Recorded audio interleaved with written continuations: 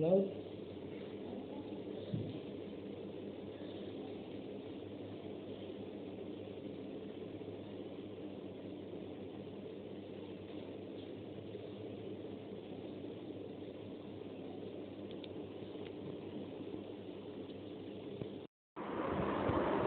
भरपूर करून दे केले रे.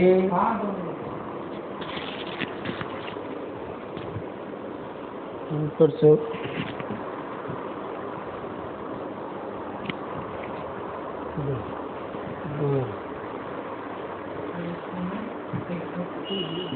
पूर्ण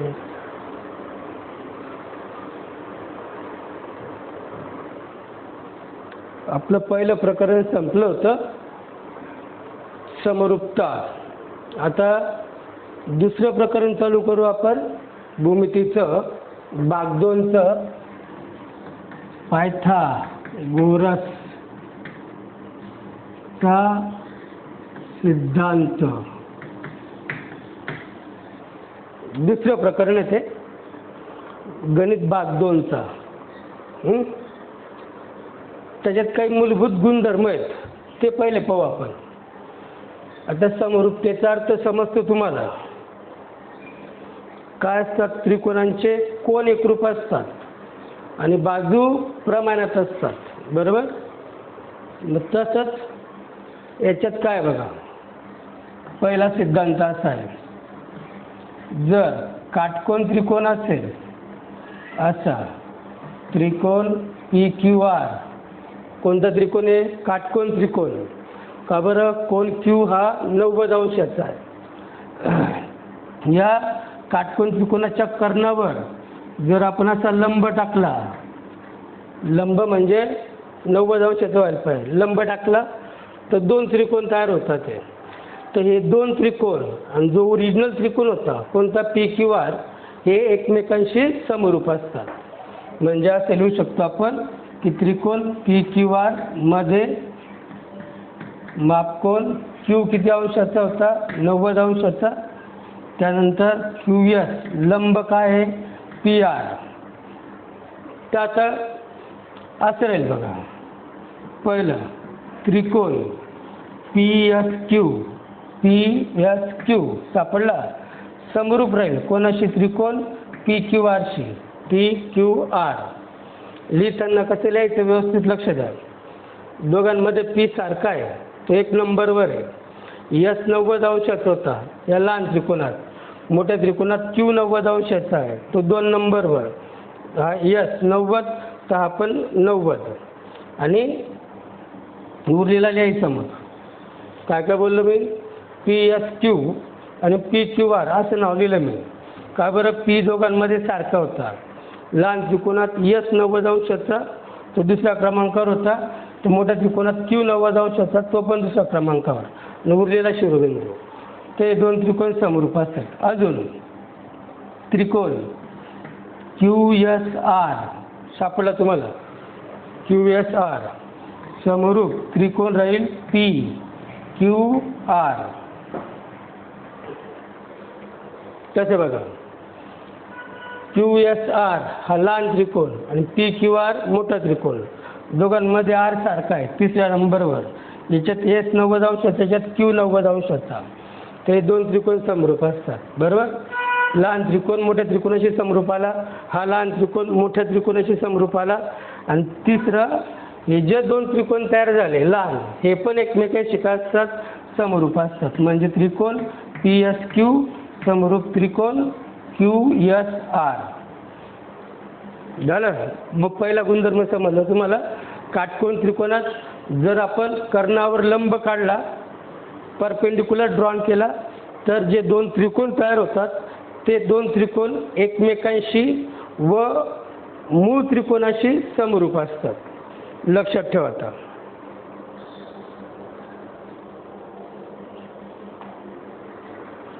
दुसरा एक गुणधर्म शिकायचा आपल्याला. आता तो असा बघा, असा काटकोन त्रिकोण घेतला आपण ABC. B किती अंशाचा आहे? 90 अंशाचा. जर आपण हा जो त्रिकोण आहे ए बी सी बी 90 अंशाचा म्हणजे हा काटकोन त्रिकोण झाला. जर आपण कर्णावर असा लंब काढला बी डी लंब झालं ए सी सलंब काढला तर त्यांचं म्हणणं असं आहे हा बी डी जो आहे तो ए डी आणि डी सीचा भूमितीमध्ये असतो, जॉमेट्रिक मीन असतो.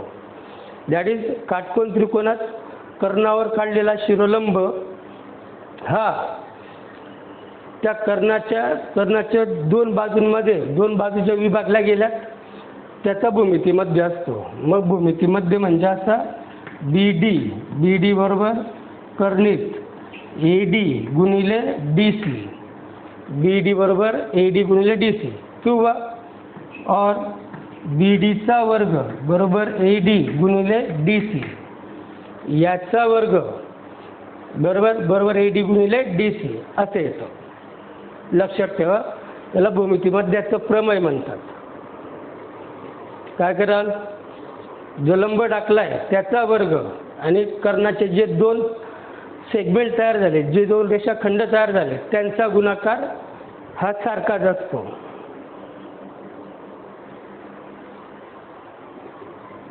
हा पण लक्षात ठेवा. तिसरं तुमचं लहानपणापासून पाठ आहे असं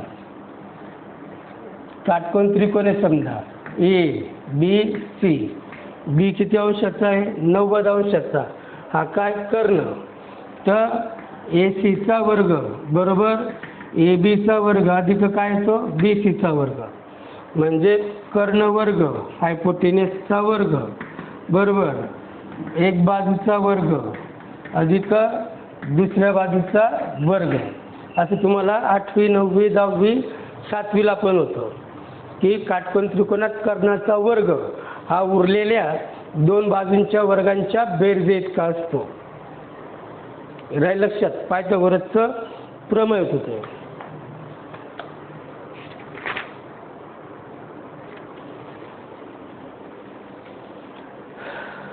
काय बोललो मी, काटकोन त्रिकोणात कर्णाचा वर्ग हा उरलेल्या दोन बाजूंच्या वर्गांच्या बेरजे इतका असतो. उलट पण बोलता येतं, जर एखाद्या त्रिकोणात दोन बाजूंच्या वर्गांची बेरीज ही तिसऱ्या बाजू इतकी येत असेल तर मोठ्या बाजू समोरील कोन हा काटकोन असतो.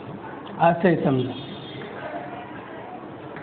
ए बी सी, जर या त्रिकोणात असं झालं ए सीचा वर्ग बरोबर ए बीचा वर्ग अधिक बी सीचा वर्ग, या दोन बाजूंच्या वर्गांची बेरीज ही तिसऱ्या बाजूच्या वर्ग इतकी येते. मग ही जी मोठी बाजू आहे ए सी हिच्या समोरचा कोन म्हणजे बी हा काय असतो 90 अंशाचा असतो. म्हणजे याचा उपयोग आपल्याला कुठं होईल, आता आपल्याला जर 3 बाजू दिल्या असेल त्रिकोणाच्या आणि सांगितलं त्यांनी की हा काटकोन त्रिकोण आहे का ठरवा, तर काय करायचं, मोठ्या बाजूचा वर्ग करायचा आणि दोन लहान बाजूंच्या वर्गांची बेरीज करायची. ती जर सारखी आली तर तो काय राहील काटकोन त्रिकोण राहील. लक्ष द्या तुमच्या आता.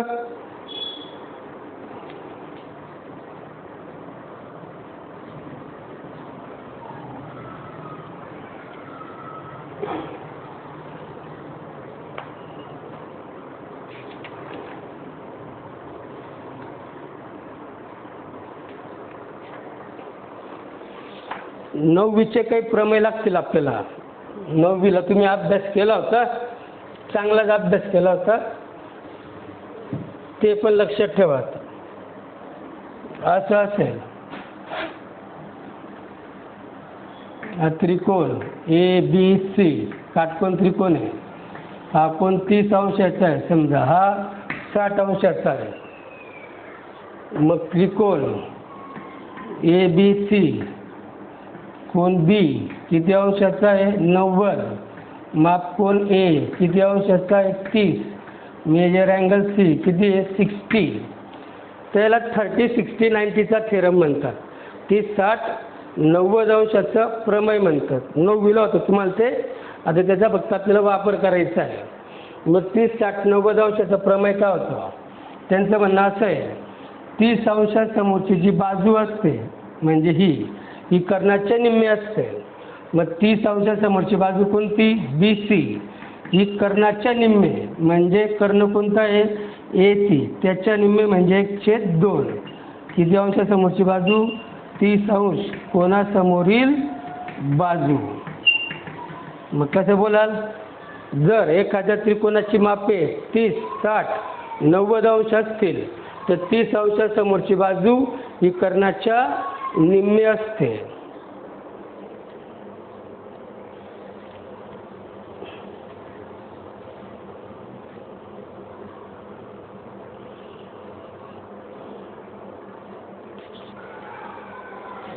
तसंच 60 अंशासमोरची पण लिहिता येईल आपल्याला. 60 अंशासमोरची बाजू म्हणजे C च्या समोरची बाजू AB ही कर्णिक 3/2 असते. कोणाच्या? कर्णाच्या. 60 अंश कोणासमोरील बाजू. राहील लक्षात. आता 30 अंशासमोरची बाजू कर्णाच्या निम्मे म्हणजे ही 12 असेल तर ही किती राहील 6. तशीच ही पण काढता येईल. काय काय बोललो मी? 30 अंश कोणासमोरची बाजू ही कर्णाच्या निम्मे, 60 अंश कोणासमोरची बाजू ही कर्णाच्या कर्णिक 3/2 पट असते. आणि शेवटचा गुणधर्म असा 90 हा समजा 45 असेल, हा पण 45, 90 PQR. मग या त्रिकोणाची माप कशी झाले 45, 45 आणि 90, 45, 45, 90. जर अशी माप असतील त्रिकोणाची तर 45 अंशासमोरची बाजू ही कर्णाच्या 1/2 पट असते. मग 45 अंश हा आहे त्यासमोरची बाजू QR किंवा हा पण 45 आहे त्याच्यासमोरची बाजू PQ ही कर्णाच्या म्हणजे PRच्या किती असते 1/2 पट. बघा मग पहिल्यापासून आता काय काय बोललो तुम्ही की काटकोन त्रिकोणात कर्णाचा वर्ग हा उरलेल्या इतर 2 बाजूंच्या वर्गांच्या बेरजे इतका असतो.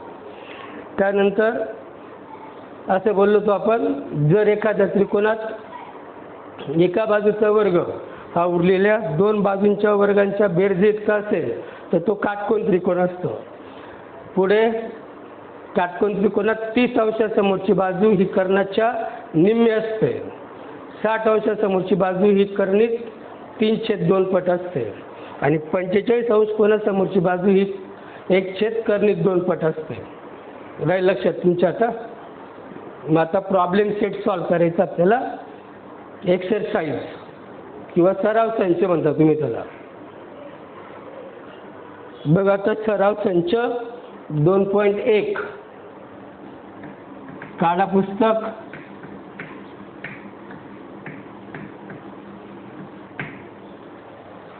पहिला प्रश्न वाचा. बघा काय दिलं तुम्हाला पहिल्या प्रश्नात की खालीलपैकी पायथागोरसचे त्रिकूट कोणते ते ठरवा सकारण. मग प्रश्नाचा पायथागोरसचे त्रिकूट ओळखा. तुमच्याकडे पुस्तक आहे तुम्ही वाचू शकता पूर्ण याच्यात.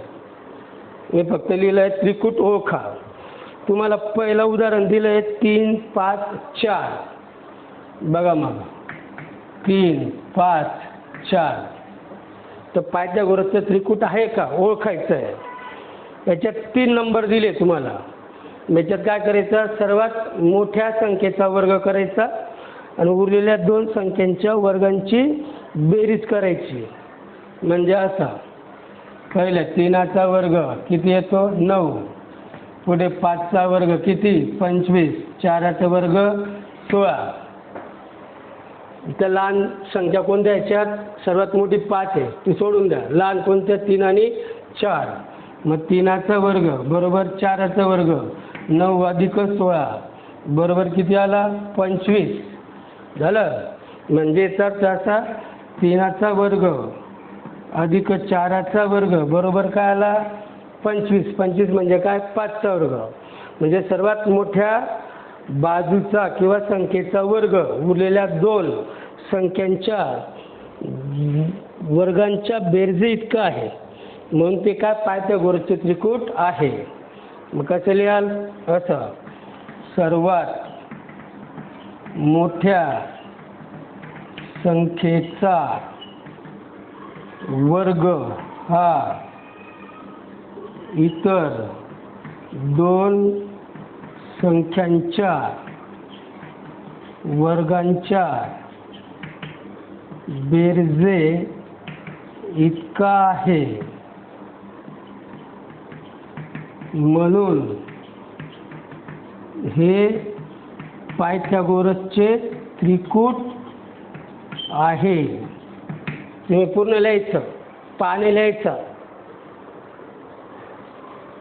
पायथागोरसचे त्रिकूट आहे. कळलं असेल तुम्हाला. काय करायचं, मोठ्या संख्येचा वर्ग घ्यायचा आणि उरलेल्या दोन संख्यांच्या वर्गांच्या इतकं यायला पाहिजे. दुसरं दिलं बघा, 4, 9, 12 मासा 4, 9, 12. पहिले वर्ग करून घेऊ आपण. 4चा वर्ग किती? 16. 9चा वर्ग 81. 12चा वर्ग 144. याच्यात लहान संख्या कोणत्या? 4 आणि 9. मग 4चा वर्ग अधिक 9चा वर्ग 16 अधिक 81. बेरीज करा, किती होते? या वयात बेरीज येते तुम्हाला 1, 6, 7, 97 का? 6 आणि 1, 7, 8. बरोबर. ही लहान संख्यांच्या वर्गांची बेरीज 97 आली. मोठ्या संख्येचा वर्ग किती? 144. सारखं आलं नाही. मग असं लिहायचं, 4चा वर्ग अधिक 9चा वर्ग बरोबर नाही. कोणाचा वर्ग नाही आहे? 12चा वर्ग नाही आहे. मग हे वाक्य तुम्ही लिहू शकता. आता मी जेवढं सांगतो तेवढा बदल करायचा. सर्वात मोठ्या संख्येचा वर्ग हा इतर दोन संख्यांच्या वर्गांच्या बेरजे इतका आहे. त्याऐवजी काय लिहायचं? नाही. म्हणून पायथागोरसचे त्रिकूट नाही. येईल ना एवढं लिहितं? बघा व्यवस्थित.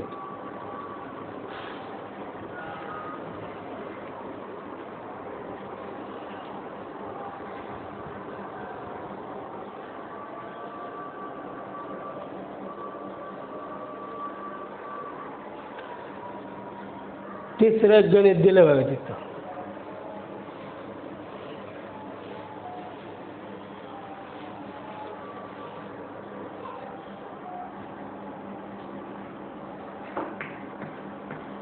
पाच, 12, 13. मग आता पुन्हा पहिल्यासारखं. 5चा वर्ग किती? 25. 12चा वर्ग 144. 13चा वर्ग 169. मग आता असं 5चा वर्ग लहान संख्या 5 आणि 12 अधिक 12चा वर्ग 25 अधिक 144 बरोबर 169. बरोबर. लहान संख्यांच्या वर्गांचे बेरीज आणि 13चा वर्ग 169 सारखं झाला. कसं लिहावं लागेल? 5चा वर्ग अधिक 12चा वर्ग बरोबर 13चा वर्ग. मग कसं लिहावं लागतं? सर्वात पहिल्यासारखंच मोठ्या संख्येचा वर्ग हा इतर दोन संख्यांच्या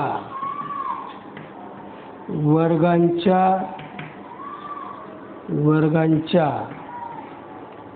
बेरजे इतका आहे, म्हणून 5, 12, 13 हे पायथागोरसचे त्रिकूट आहे.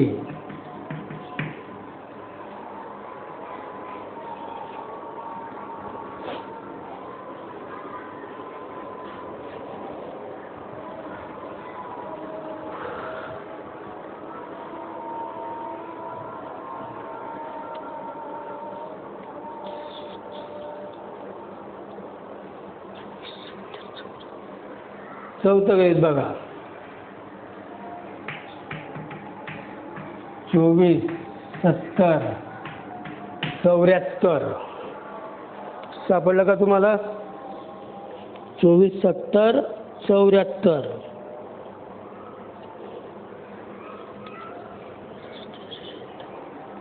मग पुन्हा पहिल्यासारखं. कोणाचा वर्ग? 24चा वर्ग किती येतो? 576. 70चा वर्ग, 7चा वर्ग 49, त्याच्यावर 2 शून्य. 74चा वर्ग. वर्ग कसा करतात? 74 गुणिले 74. करा बरं.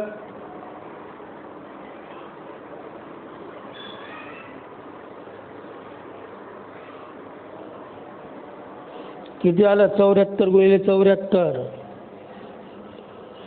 5476. 5476. मग याला असं 24चा वर्ग लहान अजून 70चा वर्ग. 24चा वर्ग किती? 576. हा 4900. मग किती येते बेरीज बघायची? 4900 अधिक 576. 6 7 9 5 14 चले 5476. 5476.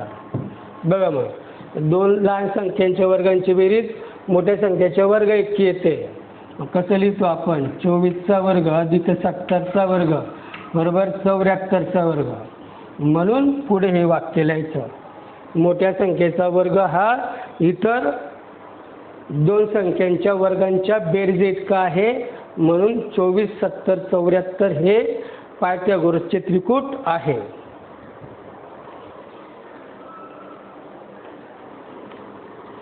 तर मला असं वाटतं 5वं आणि 6वं गणित तुम्ही सोडवू शकता.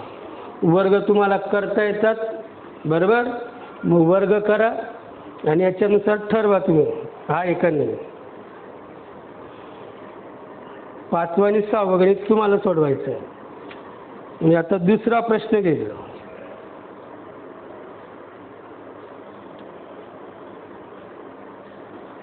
दुसरा प्रश्न वाचा, पुस्तकातून वाचा.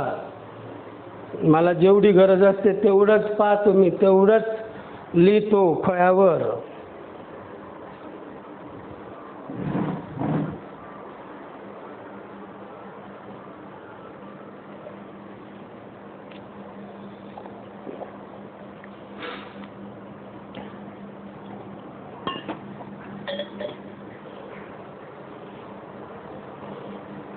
वाचलं? बघा मग तुम्हाला दिलं आहे त्रिकोण MNP मध्ये मेजर अँगल MNP 90 अंश. NQ लंब टाकला आहे MP वर. MQ दिला आहे 9, QP दिला आहे 4. तुम्हाला काढायचं आहे NQ. मग ते सोपं. आत्ताच तुम्हाला गुणधर्म शिकवला. त्रिकोण MNP मध्ये मापकोन MNP किती अंशाचा आहे? 90. NQ लंब टाकला आहे MP वर. मग तुम्हाला आता भूमिती मध्याचं प्रमेय शिकवलं तुम्ही. काटकोन त्रिकोणात कर्णावर काढलेला शिरोलंब हा कर्णाच्या ज्या दोन बाजूत विभाजन होते त्याचा काय असतो? भूमिती मध्य असतो. म्हणजे असा भूमिती मध्याच्या प्रमेयानुसार बाय थेरम ऑफ जॉमेट्रिक मीन कसं लिहा? NQचा वर्ग बरोबर MQ गुणिले QP. MQ गुणिले QP. NQ काढायचं आपल्याला. MQ दिला आहे 9, QP दिला आहे 4. NQचा वर्ग 9 चौक 36. याचं वर्गमूळ घ्यायचं. NQ बरोबर 6. ही बाजू किती आली? मग 6 आली. बघा व्यवस्थित.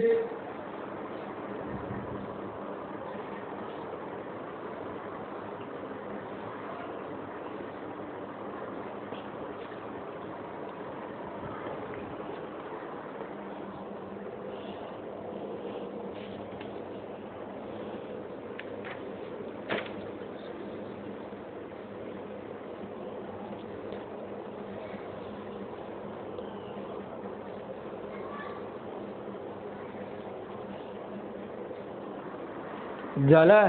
तिसरा प्रश्न वाचा आता.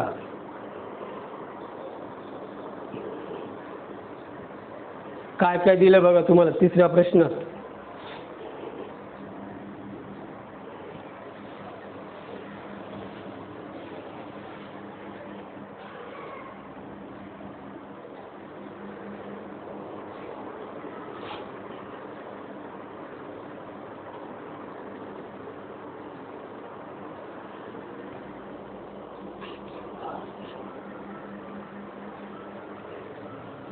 असा त्रिकोण दिलाय पी क्यू आर 90 अंशाचा असा लंब टाकलाय वाटतं. बघा आकृती. त्याला नाव आहे यम 10 8 यम. ही 10 दिली 8 दिली. तर काय काढायला लावलंय तुम्हाला? फाइंड क्यू आर म्हणजे क्यू आर शोधा. वाचा गणित वाचा.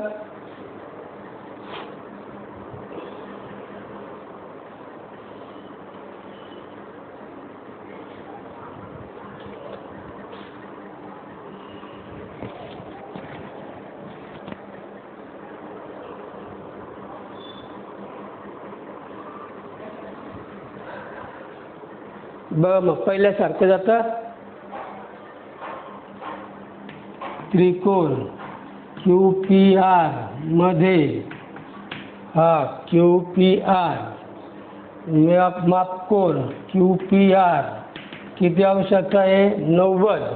हा 90चा आहे म्हणजे हा काय झाला? कर्ण. हा लंब टाकलाय पी एम. लंब काय टाकलाय? Q R. झालं. मग पुन्हा काय येईल? भूमिती मध्याचं प्रमेय. कर्णावर काढलेला शिरोलंब परपेंडिक्युलर हा या दोन बाजूंचा काय असतो? भूमिती मध्य असतो. वापस भूमिती मध्याच्या सूत्रानुसार कसं राहील? पी एमचा वर्ग. पी एमचा वर्ग हा भूमिती मध्य या दोन बाजूंचा बरोबर क्यू एम गुणिले एम आर. पी एमचा वर्ग 10चा वर्ग क्यू एम 8 गुणिले एम आर. 10चा वर्ग किती? 100. 8 गुणिले एम आर. काय करावं लागेल आता? 8 गुणिले इकडे तर नका तो भागिले. मग एम आर बरोबर हा इकडे 100 भागिले 8. मग एम आर बरोबर 8ने भाग द्या त्याला. 8 1 8. 10 मधून 8 गेला किती उरला? 2. 8 दुने 16 किती उरला? 4. 8 पंचे 40. ही एम आर आला 12.5. तुम्हाला त्यांनी काय काढायला लावलं आहे? Q R. क्यू आर काढायचं असेल तर क्यू एम अधिक एम आर करावं लागेल. क्यू आर बरोबर क्यू एम अधिक एम आर. याला जावं लागेल Q dash M dash R. जेव्हा दोन बाजूंची बेरीज करतो आपण किंवा वजाबाकी करायची असते त्यावेळेस दरम्यानचा संबंधच लिहावा लागतो. जसं मी लिहिलं आहे Q dash M dash R म्हणजे क्यू एम आर हे बिंदू एका रेषेवर आहे आणि क्यू आणि आरच्या दरम्यान एम बिंदू आहे असं त्याचा अर्थ होतो. म्हणूनच बेरीज करता येते. मग क्यू आर बरोबर क्यू एम माहिती होती 8. ही एम आर 12.5. 12 नाटकीच झाला 20.5. कोणाची लांबी आली ती? क्यू आरची. बघा व्यवस्थित ऑब्झर्व करा. स्क्रीनशॉट काढून लिहून टाकायचं.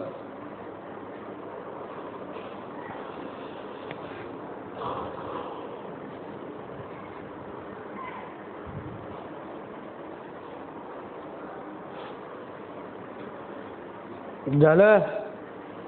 आता मी काय बोलतो नीट व्यवस्थित लक्ष द्या. मी 1 ऑगस्ट ते 15 ऑगस्ट क्लास बंद करून टाकलं होतं कारण तुम्ही फीज जमा नव्हती केली. 15 ऑगस्टपासून आपण चालू केलं किंवा 16 ऑगस्टपासून. तर आता 15 सप्टेंबर येऊन गेला. त्याच्या पुढे चालले गेले आपण 15 दिवस.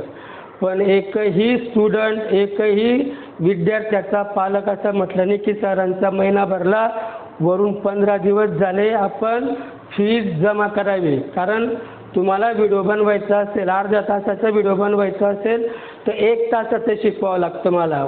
उलट अर्ध्या तासामध्ये जास्त गणित होता, कारण इथं जर क्लास चालू राहिला असता तर मुलांचा डिस्टर्बन्स असतं. तिसरी गोष्ट, मी फळ्यावर ते गणित लिहितो. मी लिहिल्यानंतर तुम्ही लिहत बसता. म्हणजे इथं जे 4 गणित होता 1 तासामध्ये, ते आपले इथं अर्ध्या तासाच्या व्हिडिओमध्ये 1.5 तासाचं शिकून होतं. उलट जास्त टीचिंग होतं आणि शांततेत होतं. तेच जर काही इथं राहिलं असतं तर आज आपले फक्त जे सुरुवातीला मी प्रमेय शिकवले तुम्हाला तेवढंच झालं असतं. कारण आता बघा, हे समोरचं गणित आहे जे झालं आपलं, मी सोडून दिलं असतं, खुर्चीवर बसलो असतो, तुम्ही लिहित बसले असते. तुम्ही 10 मिनटं घेतले असते, मी 10 मिनटं, 20 मिनटात एकच गणित होतं. पण इथं तशी गोष्ट नाही आहे. मी गणित लिहिताना व्हिडिओ पॉज करून ठेवतो आणि डायरेक्ट तुम्हाला समोर काय दिसतं, गणित दिसतं. बरोबर? म्हणजे अर्ध्या तासाच्या व्हिडिओमध्ये 1.5 तासाचे शिकून होतं. पण तुम्ही स्वतःहून फी जमा करत नाही. हे तुमचं कर्तव्य होतं की सरांनाही मोबाईल डाटा लागत असेल, रिचार्ज मारावा लागतो मला मोबाईलचा, तुमच्यासाठी तो उभं राहावं लागतं, व्हिडिओ बनवावा लागतो. बरोबर? मध्येच एखादा भाजीवाला जातो रस्त्याने किंवा काय, तो मोठ्याने बोलतो, मग पुन्हा तितक्या वेळ तो आरोळ्या मारेपर्यंत तो भाऊ इथून जात नाही. किंवा हे मुलं बाहेर पतंग उडवताना आरोळ्या मारतात, तर ते जोपर्यंत शांत होत नाही तोपर्यंत मला व्हिडिओ बंद करून ठेवावा लागतो, शांत बसून राहावं लागतं. उलट माझा जास्त वेळ जातो. तर तुम्ही प्रामाणिकपणे पुढच्या 2 दिवसात 500 रुपये फीस जमा करून टाकायची, 15 ऑगस्ट ते 15 सप्टेंबरपर्यंतची.